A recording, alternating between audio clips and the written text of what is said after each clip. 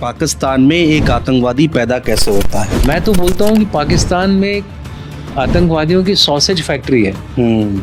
3 मरते हैं, रक्त बीज नहीं होता वो क्या, इसका गिरता था एक और तैयार हो जाता। पाकिस्तान की ये हालत हो गई है, वो रक्त बीज की तरह है। पाकिस्तान में तीन लोग हैं, मुल्ला, मिलिट्री और मिलिटेंट। मैं इसलिए बोल रहा हूँ क्योंकि राइमिंग करने के लिए बोला है। एक बात मैं बता दूं आपको कि आतंकवाद जो है जड़ से कभी भी नहीं खत्म हो सकता। आपका मैंने एक आर्टिकल पढ़ा था, उसमें आपने लिखा था दुनिया कट्टरपंथी इस्लामिक विचारधारा से जूझ रही है। जो कट्टरता का शिकार होता है उसका जो माइंडसेट चेंज करना, उसका जो सॉफ्टवेयर चेंज करना इतना आसान नहीं। इतना जहर भर देते होंगे उस आदमी के मन में कि वो अपने शरीर पर बम बांध के और उड़ा लेता है अपने आप को।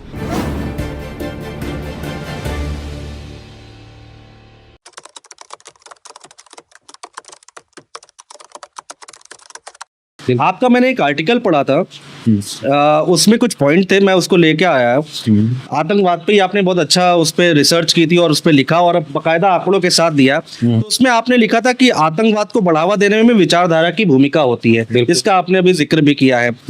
दुनिया कट्टरपंथी इस्लामिक विचारधारा से जूझ रही है।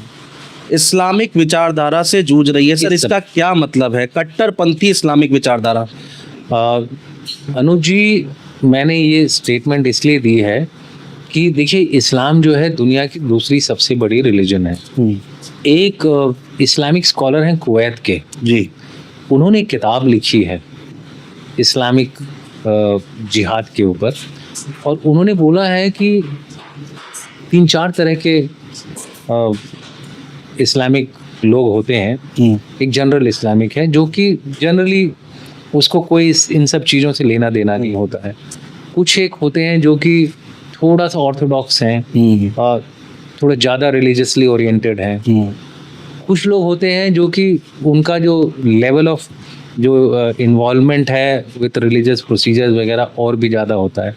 और कुछ लोग ऐसे हैं जो कि इस्लाम को गलत तरह से इंटरप्रेट करते हैं, जैसे वहाबीज़म हो गया, सलाफिज़म हो गया। इस तरह के जो इज़म वाले लोग हैं जी, ये एक तरह से कट्टर कैटेगरी में आते हैं। इसलिए मैंने मेंशन किया था कट्टर इस्लामिक आतंकवाद से जूझ रहा है।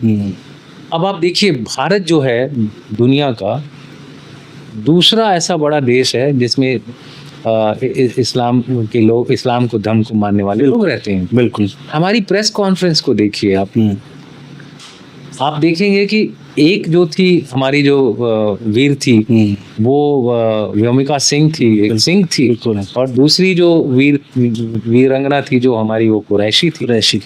ये एक मैसेज दिया है हमने सामने वाले को कि भाई गलती इस्लाम में नहीं है, गलती आपकी सोच में है, गलती आपके इंटरप्रिटेशन में है, गलती आपके 2 नेशन थ्योरी में है, गलती आपने इस्लाम को तोड़ मरोड़ के अपने फायदे के लिए इस्तेमाल करते हैं। अब आप देखिए पाकिस्तान में किस तरह से लोग रहते हैं, क्या वो इस्लामिक लगते हैं किसी भी एंगल से? बट रीजन, लड़ाई करने के लिए कोई रीजन चाहिए तो उन्होंने ये किया। इसलिए मैंने बोला था कि एक कट्टर इस्लामिक आतंकवाद का एक मैंने अलग से एक वो दिया था जी। तो आप देखिए हमारे पास पता नहीं कितने ऐसे जनरल्स हैं जो मुस्लिम हैं। सैयद अता हसनैन, बिल्कुल, जनरल महमूद, बहुत सारे ऐसे लोग हैं। पाकिस्तान में एक मुझे हिंदू जनरल बता दीजिए, नहीं मिलेगा आपको। तो ये लोग कट्टरता के शिकार हैं। जो कट्टरता का शिकार होता है उसका जो माइंडसेट चेंज करना, उसका जो सॉफ्टवेयर चेंज करना इतना आसान नहीं है। ठीक है, सो इसलिए मैंने इस बात का सर, ये सॉफ्टवेयर चेंज कैसे होगा? देखिए, ये सॉफ्टवेयर चेंज तो एक लंबी प्रक्रिया है। अगर आप सोचें कि एक लड़ाई करके आप इनका सॉफ्टवेयर चेंज कर दें तो 71 के बाद तो इनका सॉफ्टवेयर चेंज हो जाना चाहिए था। बिल्कुल हो जाना चाहिए था। 90,000 प्रिजनर्स ऑफ वॉर, उनके देश को आधा टुकड़ा कर दिया, फिर भी नहीं चेंज हुआ। तो इसीलिए हमने एक कॉन्शियस डिसीजन ली कि इनको सजा दें, डेटरेंस को काम करने का मौका दें कि भाई हम ये कर सकते हैं, और अगर आप कुछ करोगे तो अगली बार और बड़ा होगा। देखिए, डेटरेंस का सबसे बड़ा जो फैक्टर होता है डर।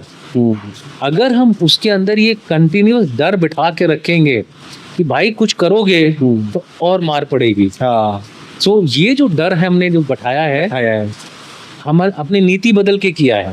पहली नीति जो हमने बदली है वो है कि टेरर को हम एक्ट ऑफ वॉर समझेंगे। एक्ट ऑफ वॉर का क्या मतलब है? सिंपल मतलब है कि अब हम आतंकवाद और पाकिस्तान की मिलिट्री में कोई फर्क नहीं करेंगे।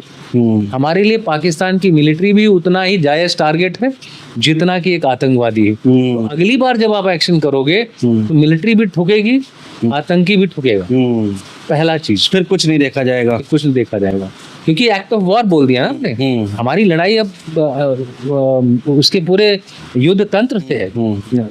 उसके बाद फिर दूसरा चीज जो हमने किया है कि भाई ये टॉक, ट्रेड और ये पानी और खून, ये सब एक साथ नहीं होगा।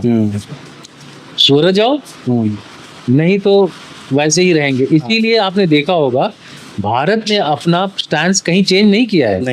भारत ने अपना स्टैंड वही रखा है।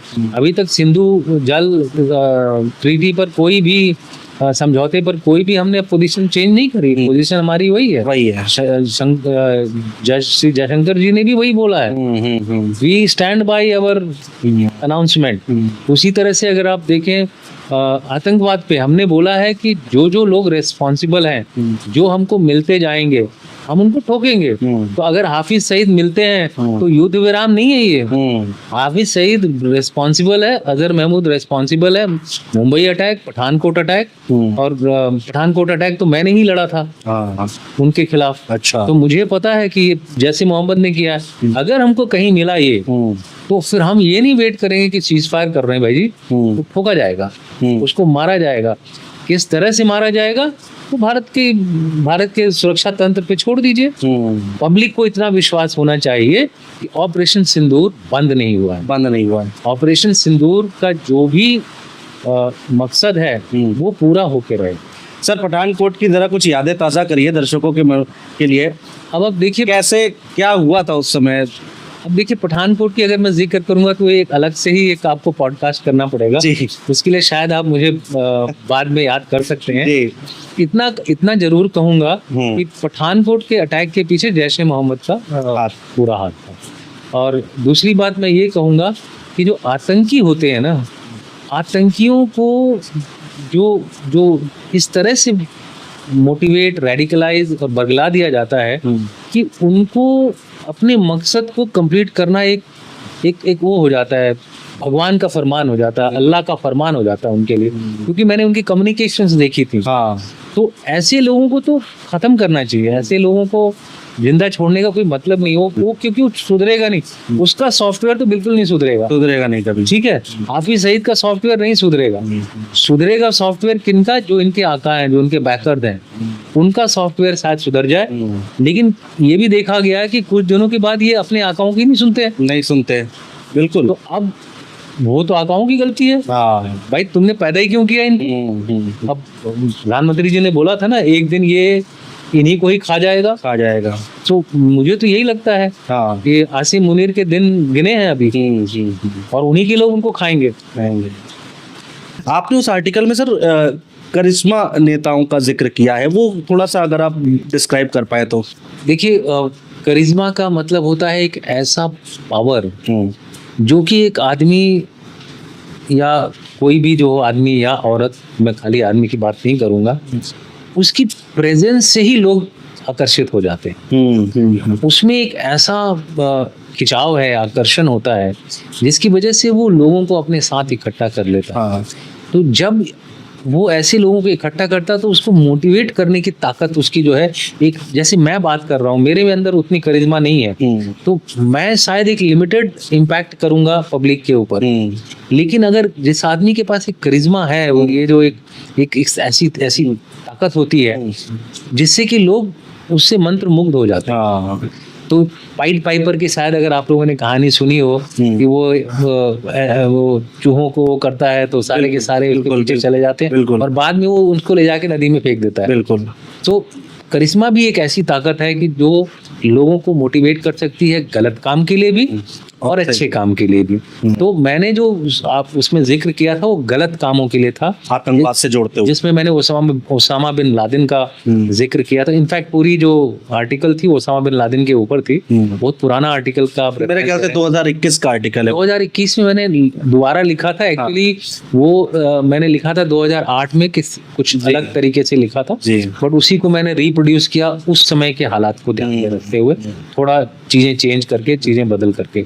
सो ये जो करिश्मा होता है ये लोगों को ऐसे काम करने पे प्रोत्साहित कर देता है जो कि वो शायद नॉर्मली ना करे, जो कि पब्लिक वो शायद ना करे। पब्लिक एक तरह से पागल की तरह उस काम को करती है। तो इसी ये आतंकवादी भी कुछ इसमें करिश्मेटिक होते हैं। माओ उनमें से एक थे, मैं तो माओ को वही मानता हूँ। इसी तरह से हमारे अच्छे लीडर्स भी हैं, वो भी इसी तरह के थे। जैसे आप चाहे हमारे करंट प्राइम मिनिस्टर जी को ले लीजिए, या इंदिरा गांधी जी को ले लीजिए, मोदी जी को ले लीजिए, अटल बिहारी वाजपेयी जी को ले लीजिए। वहाँ बट अटल बिहारी वाजपेयी जी या मोदी जी या इंदिरा गांधी, जहाँ भी ये लोग बात करते थे या जहाँ भी जाते थे, लोग बोलते थे भाई हम वोट किसी को दे रहे थे, हम उनको सुनने जा रहे हैं।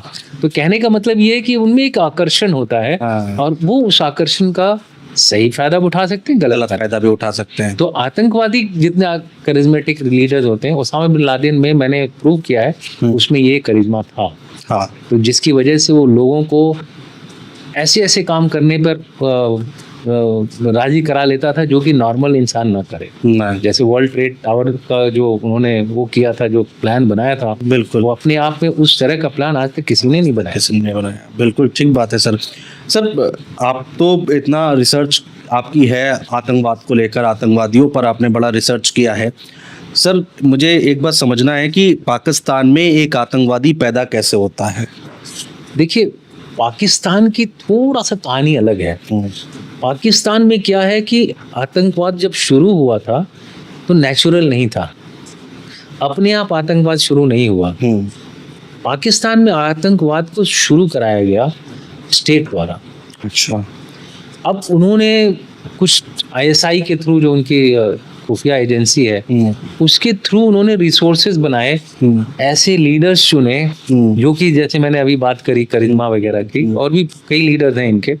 तो उनको चुन करके एक वो बनाया, जरिया बनाया कि इस तरह के छोटे छोटे मूवमेंट शुरू करें जो कि कश्मीर की जो परिस्थिति है उसको खराब करें। उसकी वजह से भारतीय सेना को वहाँ पे लंबे अरसे तक डिप्लॉय होना हो। जियाउल हक इसके बहुत बड़े क्या बोलते हैं सूत्रधार थे, जिन्होंने बोला था कि we will bleed India through 1000 cuts. बिल्कुल। सो ये उस स्ट्रेटजी का नतीजा है।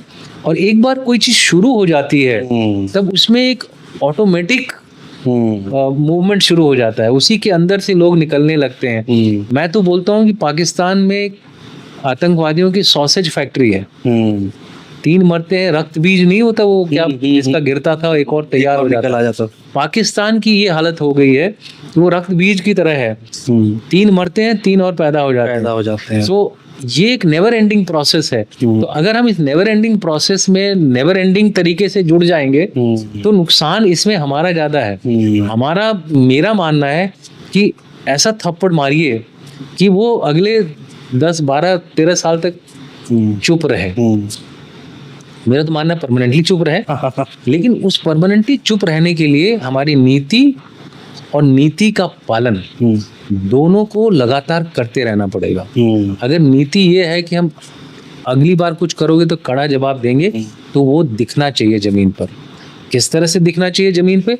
हमारी तैयारियों से, हमारी सेना की जो कैपेबिलिटी है उसको बढ़ा करके, हमारी बाकी जो कैपेबिलिटीज हैं शॉर्ट नोटिस पे ऑपरेशन करने की, उसकी काबिलियत को बढ़ा करके ये दुनिया को दिखना चाहिए कि हमारे पास आज अगर 31 स्क्वाड्रन है, कल 40 स्क्वाड्रन होंगे। अगर हमारे पास ड्रोन्स इतने हैं तो कल इतने हो जाएंगे। तो लोगों को पता चलना चाहिए कि भाई इतनी काबिलियत से हमने इतनी बुरी तरह ठोका है, कल को अगर हमारे पास इसी की 3 गुना ताकत हो गई बिल्कुल तो जरूरत ही नहीं करेगा इस तरह की हरकत करने के लिए। तो ये इस तरह का जो डर है पाकिस्तान की मिलिट्री को और पाकिस्तान के जो आतंकवादी हैं उनके अंदर, अगर हम बिठाते रहेंगे तो मेरा मानना है कि ये जो डेटरेंस है होल्ड करेगा और हम शांति की तरफ बढ़ेंगे।